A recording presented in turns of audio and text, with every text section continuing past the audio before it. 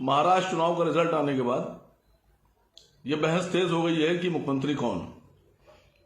BJP के लोग कह रहे हैं कि देवेंद्र फडणवीस ही बनेंगे, लेकिन शिंदे साहब के लोग और अजित पवार साहब के लोग ये कह रहे हैं कि मुख्यमंत्री बीजेपी से नहीं होना चाहिए। मैं एक मशवरा पेश करना चाहता हूं, क्योंकि देश का एक बहुत बड़ा तबका ये चाहता है, उसकी ये मंशा है देश के लोगों की कि बीजेपी की सरकार ना बने। मैं जनाब राहुल गांधी जी को, उद्धव साहब को, शरद पवार साहब के सामने एक मशवरा पेश कर रहा हूं। ये बहुत अच्छा मौका है कि जो भारतीय जनता पार्टी ने अभी कुछ दिन पहले महाराष्ट्र में किया, वो करने का वक्त आ गया है। शिंदे साहब की पार्टी को जो सीटें मिली हैं वो है 57, अजीत साहब को मिले हैं 41, ये दोनों मिलकर हो रहे हैं 98। अगर राहुल जी आप लोग आपस में मशवरा कीजिए, उद्धव जी, शरद पवार जी, आपकी 20 सीटें उद्धव जी की, 16 सीटें कांग्रेस की, 10 सीटें शरद पवार साहब की और 2 सीटें समाजवादी पार्टी की, ये सब मिलाने के बाद 48 सीट हो रही हैं।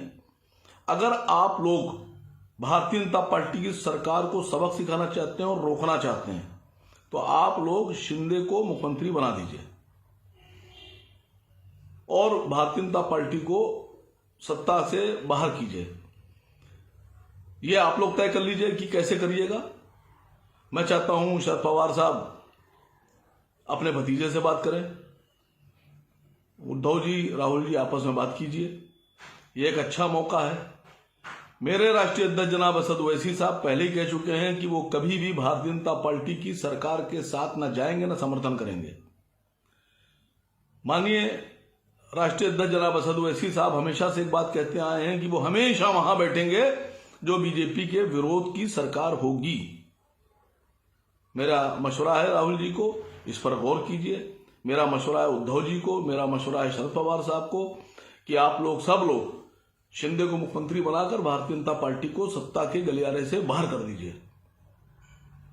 और वक्त ज्यादा नहीं है, फैसला लीजिए। मैं समझता हूं शिंदे साहब भी कुर्सी छोड़ना नहीं चाहते हैं और आप लोग बाहर से समर्थन करेंगे तो ये संभव है, ये असंभव नहीं है।